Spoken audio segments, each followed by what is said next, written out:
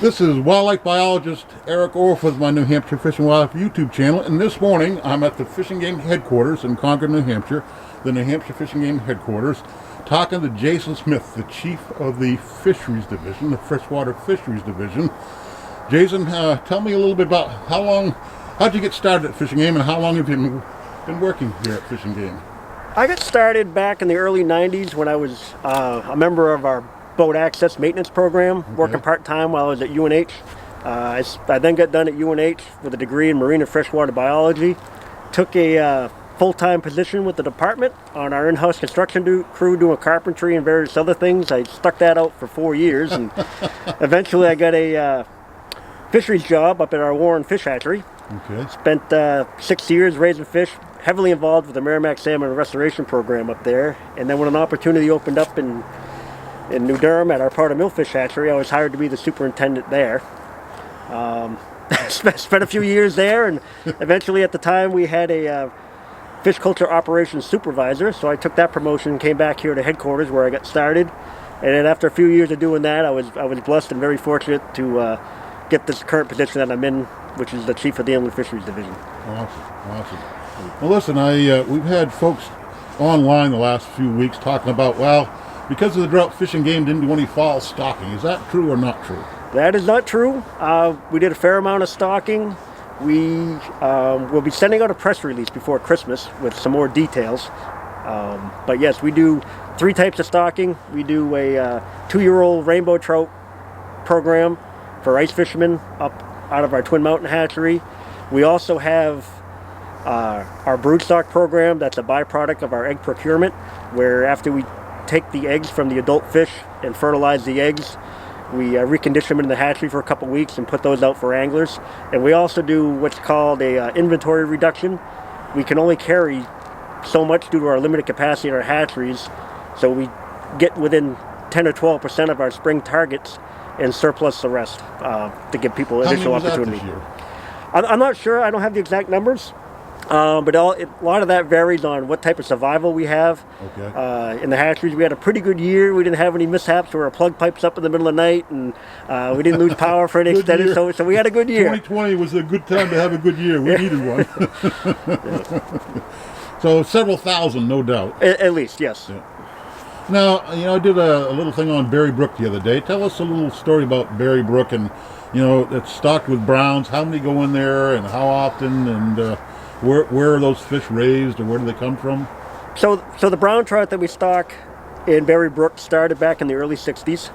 It's what we call a salter program, and a salter is simply any trout that spends all or a part of its life in salt or brackish water. It's kind of a unique fishery, and it's the only one we have is down in Berry Brook. Those fish originally used to come from our Milford Fish Hatchery. We had a special brood line that was it had some adults that were selected for survival, increased survival. We didn't see any big difference between that and our domestic strain. So what we've done is we've just switched over to using our standard brown trout that we use for stocking statewide. And you were telling me a story about meeting one of those big browns one time.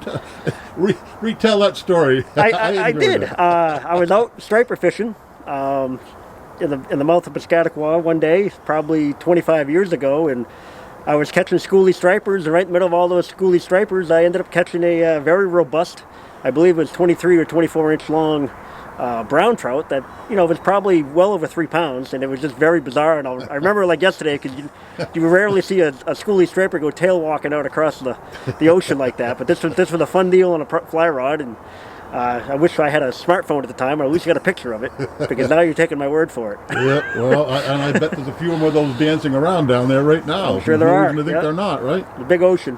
It's a big ocean. And you put all your browns in Berry Brook, there's no reason to think that some of them don't do the same thing. That's true. So as far as stocking Berry Brook, we do stock it in the spring and the fall.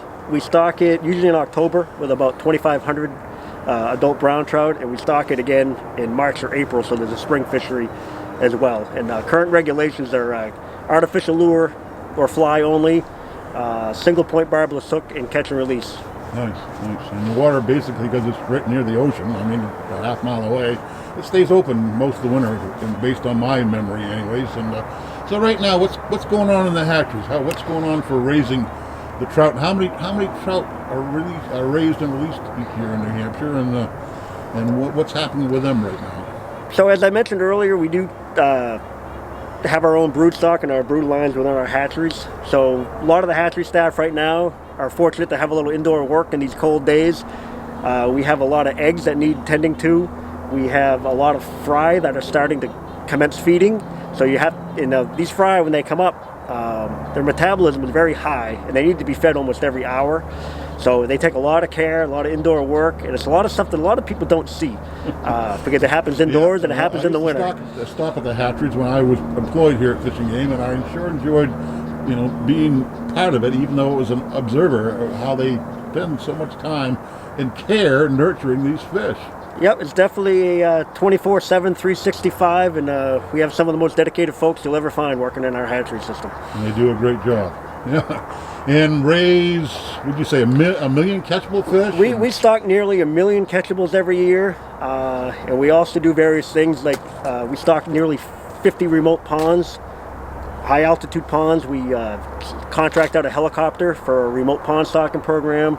We also contribute eggs and work in conjunction with our aquatic ed folks doing trout in the classroom. So we have nearly 200 schools, I believe, that are set up with aquariums and chillers. Awesome? Yep, they learn about brook trout biology, ecology, and eventually when those fish are ready, the students will actually stock them out in the wild themselves. Wow. And complete the cycle what for an us. Awesome program. Yep. And of course, November is get some salmon eggs time. Yeah, we just finished that up around a couple days after Veterans Day. This year we had a fairly successful egg take out of Squam Lake. What happens is our biologists out of Region 2, they send they have what's called a large pound net, we call it, with a lead. As these salmon instinctively look for flowing water in the fall to spawn, we intercept them with that lead, and that draws them into a cage where we can have access to them, and then we remove the eggs from the females gently and fertilize them right on site, and those eggs are then placed into coolers, inventoried, and brought down to our hatchery in New Durham at Powder Mill and start the life cycle again.